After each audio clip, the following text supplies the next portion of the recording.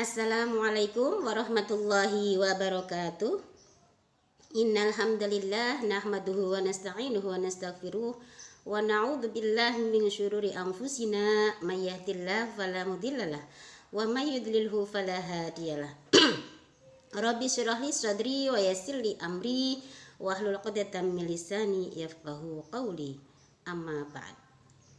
Yang saya hormati segenap peserta halaqah Ramadan yang berbahagia. Alhamdulillah, puji syukur kehadirat Allah Subhanahu wa taala. Pada hari ini kita masih diberi kesehatan, keimanan untuk dapat melaksanakan ibadah puasa. Semoga kita semua dapat limpahan rahmat, keberkahan dan maghfirah dari Allah Subhanahu wa taala. Baiklah, peserta halaqah yang berbahagia, pada kesempatan ini saya akan menyampaikan tema tentang kesetaraan gender dalam perspektif Islam. Berbicara tentang gender, tentunya ini bukan hal yang baru ataupun bukan hal yang asing bagi kita. Namun, ini masih tetap relevan untuk bisa dibicarakan. Menteri Pemberdayaan Perempuan dan Perlindungan Anak itu salah satu programnya adalah bagaimana menurunkan angka kekerasan terhadap perempuan dan anak. Selain juga bagaimana supaya perempuan itu bisa mengembangkan potensinya untuk bisa berwirausaha. Nah, berbicara tentang kekerasan terhadap perempuan dan anak ini tidak lepas tentang pembicaraan masalah gender. Lalu bagaimana sih Islam itu memandang tentang kesetaraan gender? Oke, baiklah, kita ketahui dulu apa definisi tentang gender itu sendiri. Secara etimologis, kata gender itu adalah seks. Berasal dari bahasa Inggris yang artinya jenis kelamin. Sedangkan secara terminologis, menurut H.M. Lipps adalah cultural expectation for women and men. Jadi ada harapan-harapan budaya terhadap perempuan dan laki-laki.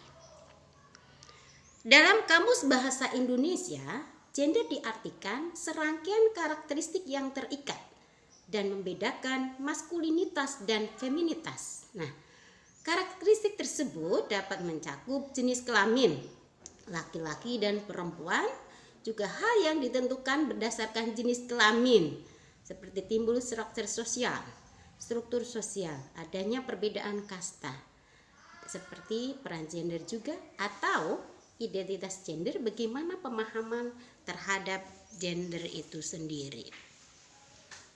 Kementerian Pemberdayaan Perempuan ini mendefinisikan gender adalah interpretasi mental dan kultural terhadap perbedaan kelamin, yaitu laki-laki dan perempuan, yang biasanya kemudian digunakan untuk menunjukkan pembagian kerja yang dianggap tepat bagi laki-laki dan perempuan. Jadi konsep gender adalah suatu sifat yang melekat pada kaum laki-laki maupun perempuan yang dikonstruksi secara sosial maupun kultural. Misalnya perempuan dikenal lemah lembut, cantik, emosional, atau keibuan. Laki-laki dianggap kuat, berpikir rasional, jantan, perkasa, yang tidak pernah menangis. Nah, ini adalah konsep dari gender itu sendiri. Bagaimana perbedaan gender dan seks? Secara umum, gender digunakan untuk mengidentifikasi perbedaan laki-laki dan perempuan dari sosial budaya, dari segi sosial budaya dan psikologis. Sedangkan seks untuk mengidentifikasi perbedaan laki-laki dan perempuan dari segi anatomi biologis. Laki-laki tidak bisa melahirkan. Perempuan itu haid, kemudian mengandung, melahirkan, dan menyusui. Oke, adanya perbedaan gender ini tidak masalah selama tidak menimbulkan ketidakadilan. Namun pada realisasinya bahwa dengan adanya pandangan gender, perbedaan gender ini itu banyak terjadi ketidakadilan. Apa? Termanifestasi diantaranya pada marginalisasi perempuan, kekerasan terhadap perempuan dan anak, eksploitasi perempuan, kemudian pelecehan seksual terhadap perempuan. Ini yang kemudian menjadi sebuah masalah. Oke. Lalu bagaimana sih asal pangkal dari terjadinya perbedaan gender ini atau pangkal stereotip gender ini? Ini masuk pada hampir semua agama. Ada Yahudi, Kristen maupun Islam itu sendiri. Dari mana? Dari asal usul manusia, asal usul kejadian laki-laki dan perempuan, penciptaan laki-laki yang dalam hal ini adalah Adam itu lebih diciptakan duluan dibanding perempuan, yaitu Hawa. Jadi perempuan menjadi the second creation atau the second class. Ini terdapat dalam ajaran di Bible, itu ada dalam kita lihat bisa dalam Genesis, kitab Kejadian pada ayat 24-27 ya. Di sana dinyatakan bahwa perempuan memang diciptakan dari tulang. Intinya adalah perempuan diciptakan dari tulang rusuk laki-laki. Begitu juga di dalam kitab suci Al-Qur'an. Ya, keterangan seputar asal usul kejadian manusia itu termaktub dalam surat An-Nisa ayat 1, Al-A'raf 189 serta Az-Zumar ayat 6. Ini yang dipandang para mufassir ini bisa kecenderungan pada perbedaan gender itu. Oke, kita coba menelusuri Quran surat An-Nisa ayat 1 yang di antara 3 ayat itu inilah yang paling populer. A'udzubillahi minasyaitonirrajim. Bismillahirrahmanirrahim. Ya ayyuhan nasu taqu rabbakumul ladzi khalaqakum min nafsin wahidah wa khalaqa minha zawjaha wa bassa minhuma rijalan katsiran wa nisaa wattaqullaha alladzi tasaaluna bihi wal arham innallaha kana 'alaikum raqiba.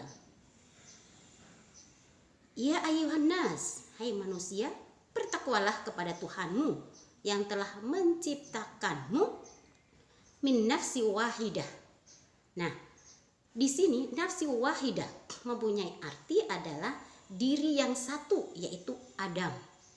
Wa khalaqa minha, dan menciptakan minha kepada jenis yang satu itu, Adam itu, zaujaha, pasangannya, yang biasa dimaknai atau dimaksudkan adalah Hawa.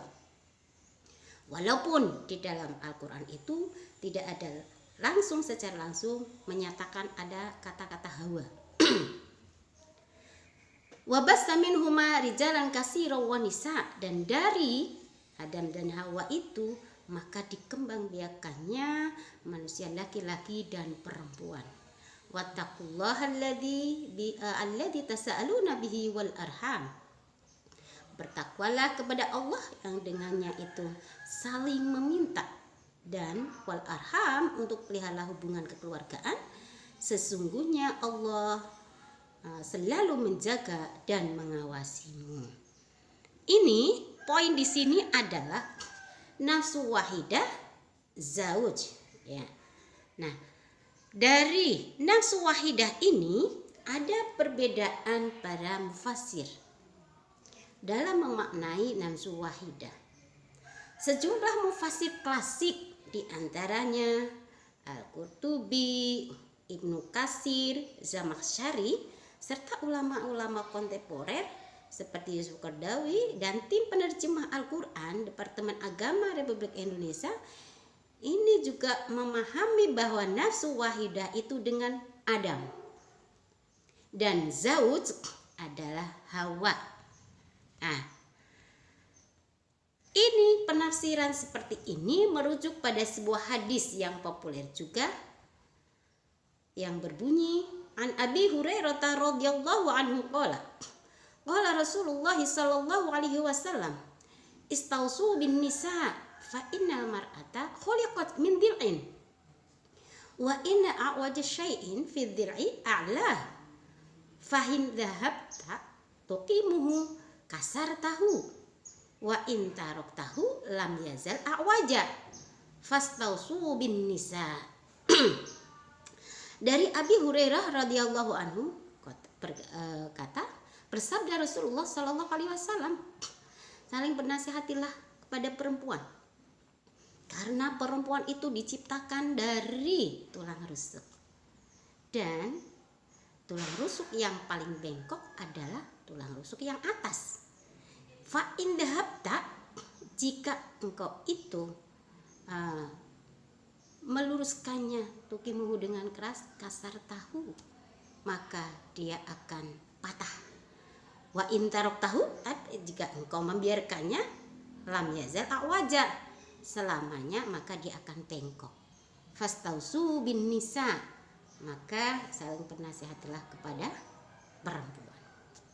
Nah, ini adalah suatu hadis yang mendukung atau menjadikan dasar pada penafsiran bahwa memang perempuan itu berasal dari tulang rusuk laki-laki, dan itu menjadi perempuan itu adalah the second creation, the second class, ya. Berbeda lagi pada Mufassir Ar-Razi Toba-Tobai yang menyatakan bahwa nafsun wahidah itu adalah gen atau jenis yang sama, jadi gen. Nah, maka wa khalaqa minha kembali kepada gen itu zaujaha, pasangannya. Jadi antara pasangan dan yang pertama itu diciptakan dari jenis yang sama atau dari gen yang sama. Maka pemahaman ini atau pernyataan ini bisa dipahami bahwa tidak ada mana yang duluan, tetapi ini diciptakan jadi jenis yang sama.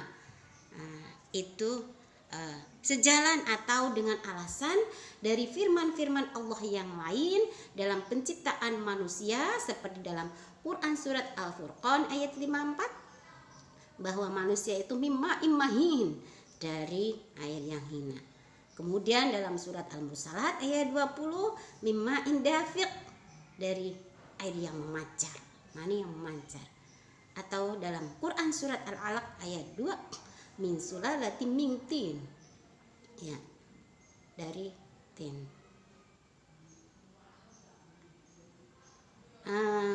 Dari surat At-Tin, ya. Kalau Al-Alaq khalaqal insana min alaq, dari segumpal darah. Oke. Di sini Rashid Ridho Al-Maroghi Murtada Mutahari menyampaikan bahwa penciptaan perempuan dari tulang rusuk itu awalnya adalah pemahaman ini dari ajaran kitab Perjanjian Lama. Nah, kenapa? Karena biasanya para mufassir ketika menafsirkan Al-Quran tidak terdapat di situ secara jelas kisah-kisahnya dalam Al-Quran, maka dia mengambil dari periwayatan-periwayatan, dan periwayatan-periwayatan ini juga akan terpengaruhi penafsirannya, pemahamannya dari orang-orang Israiliyat atau orang-orang yang tadinya Yahudi maupun Nasrani yang sudah masuk ke Islam, yang kemudian mempengaruhi dalam pemikiran, termasuk di dalamnya adalah usaha untuk menafsirkan Al-Quran. Yang kedua itu berasal dari budaya Timur Tengah yang androsentris, yaitu bagaimana selalu mementingkan laki-laki dan paternalistik, ya, lebih cenderung kepada laki-laki atau kebapaan. Jadi kalau melihat apa yang dijelaskan oleh mufassir di atas, yang intinya adalah bahwa penciptaan pertama adalah Adam, baru kemudian adalah Hawa dari Adam itu, maka ini membawa implikasi psikologis, sosial, ekonomi, dan politik. Nah, ini yang kemudian muncullah satu pemahaman terhadap perempuan yang negatif, atau tadi the second creation. Nah, kenapa sih terjadi sebab-sebab penafsiran atau tafsir yang bias gender? Yang pertama karena pengaruh cerita-cerita Israiliyah yang tadi sudah saya jelaskan. Kemudian karena kentalnya penggunaan pendekatan tekstual terhadap suatu ayat.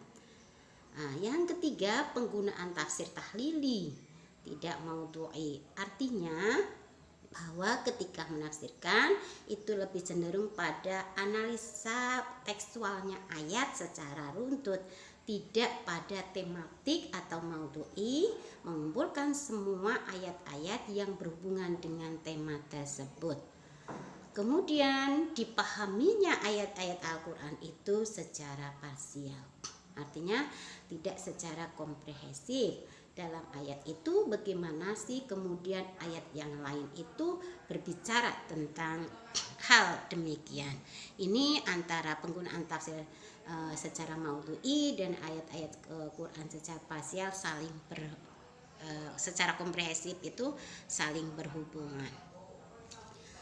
Lalu bagaimana sih sebenarnya? Apakah memang benar bahwa Islam itu artinya mengesampingkan perempuan? Yang jelas itu tidak.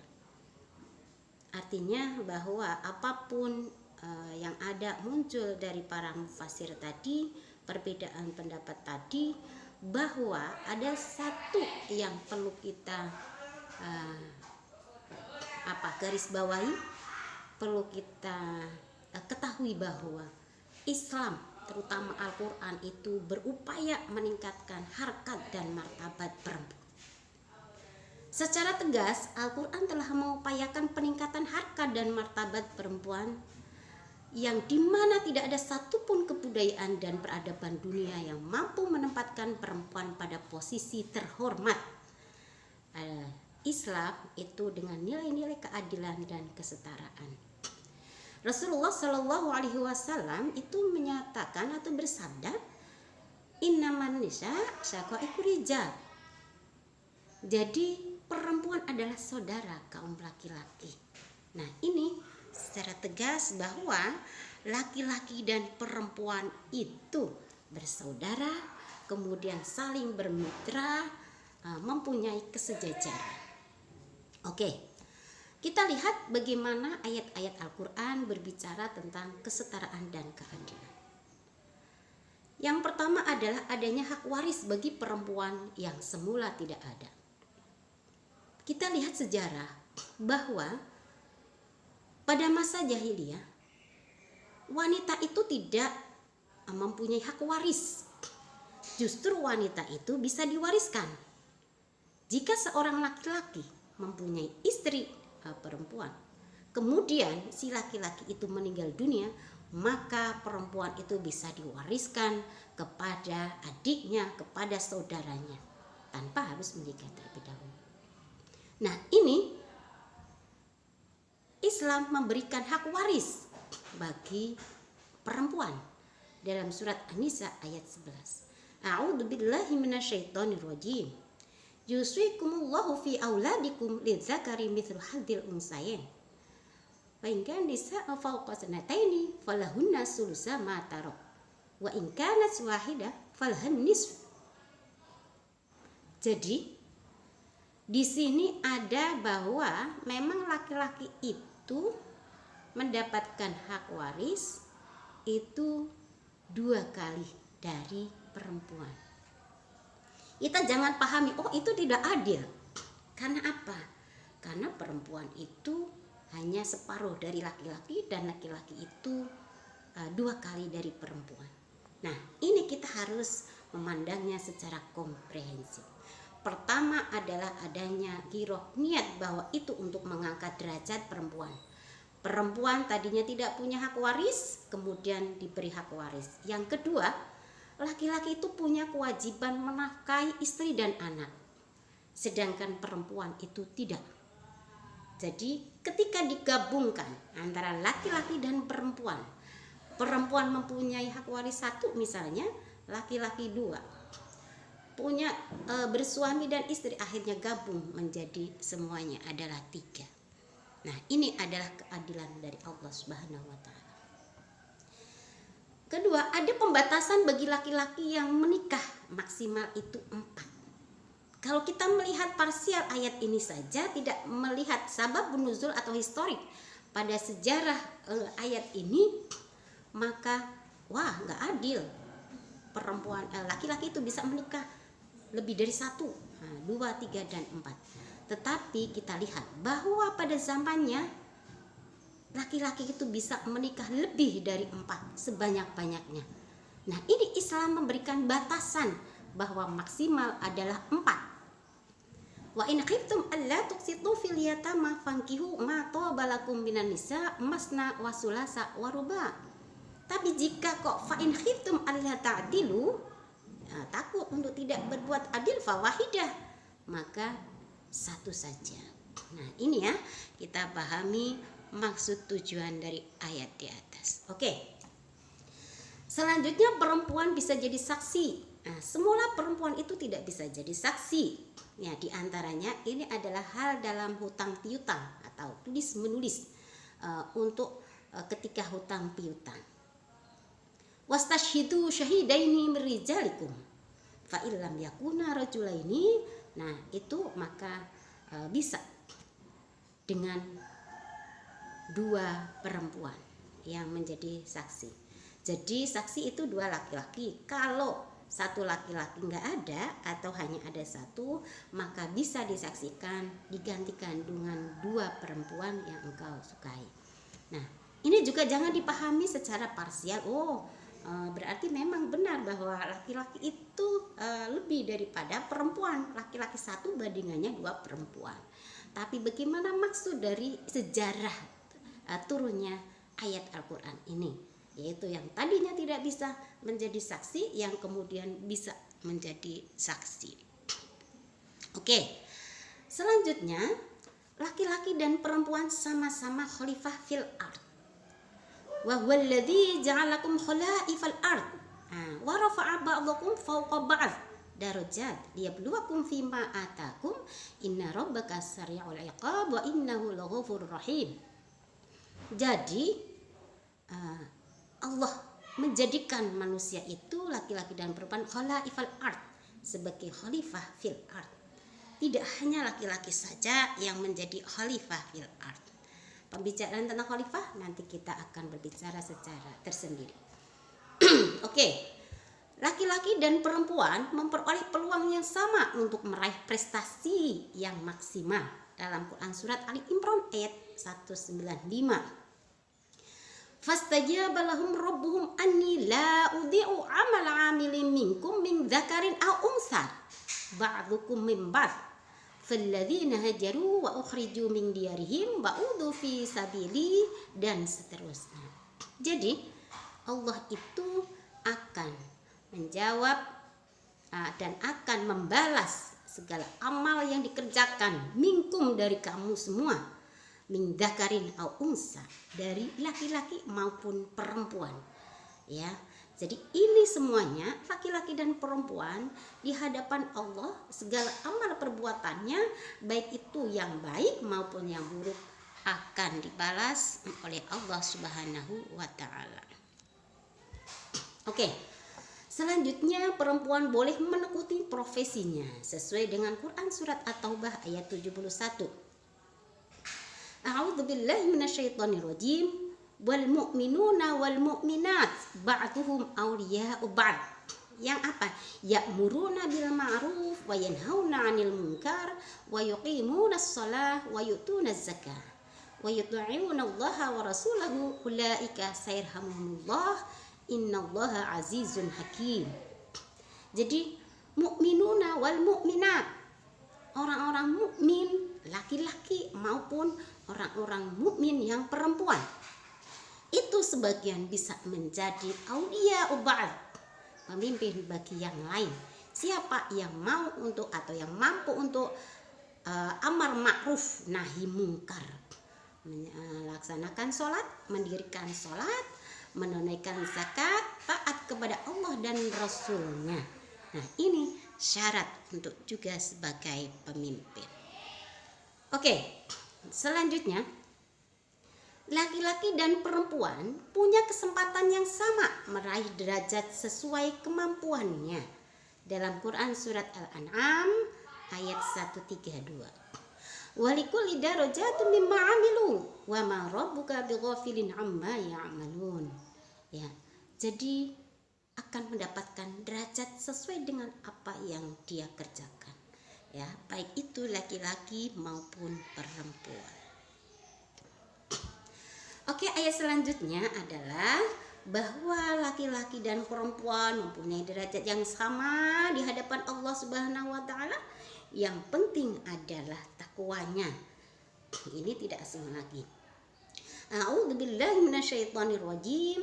Ya ayyuhan nas, inna khalaqnakum min dzakari wa unsa wa ja'alnakum syu'uban wa qabaila lita'arafu. Inna akramakum 'indallahi atqakum. Innallaha 'alimun khabir.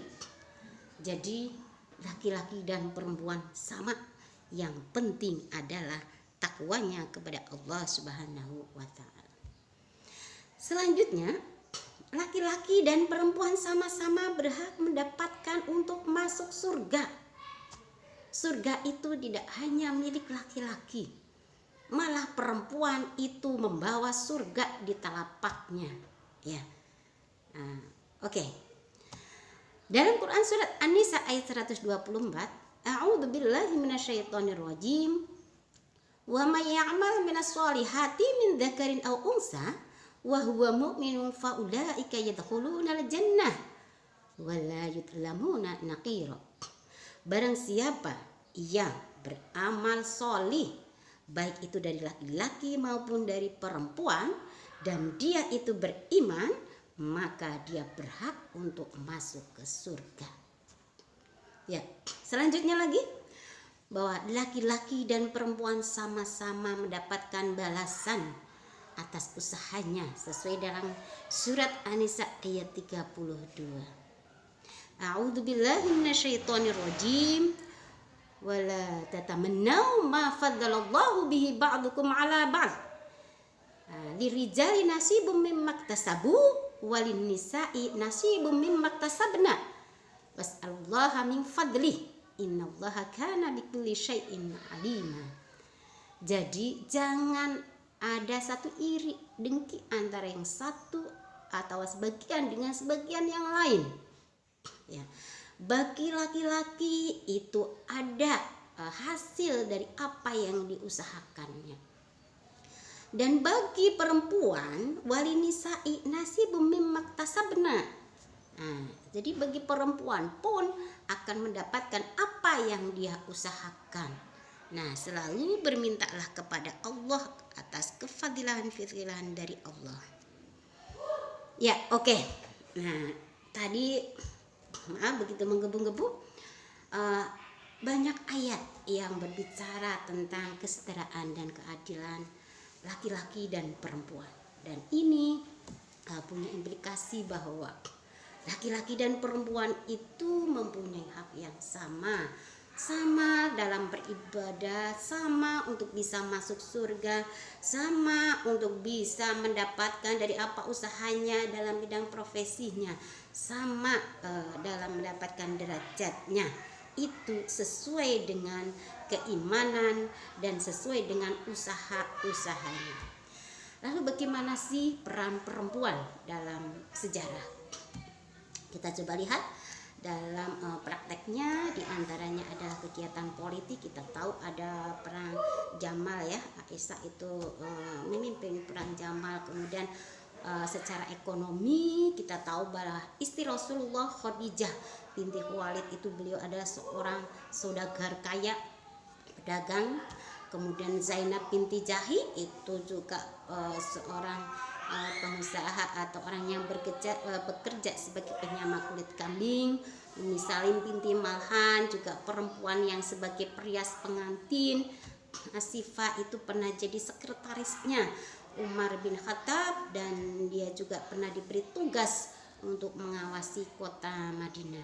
Artinya bahwa perempuan itu bukan harus perempuan yang harus duduk di rumah saja, tidak boleh untuk bekerja. Tetapi ini artinya mempunyai peluang dan mempunyai kesempatan, diperbolehkan untuk bekerja, dan tentunya ini karena perempuan yang sudah menikah itu harus ada kesepakatan dan harus ada suatu izin dari suami. Perempuan juga punya prestasi, dan Al-Quran itu mengabadikan, mengagungkan atau menghargai prestasi-prestasi itu di dalam Al-Quran.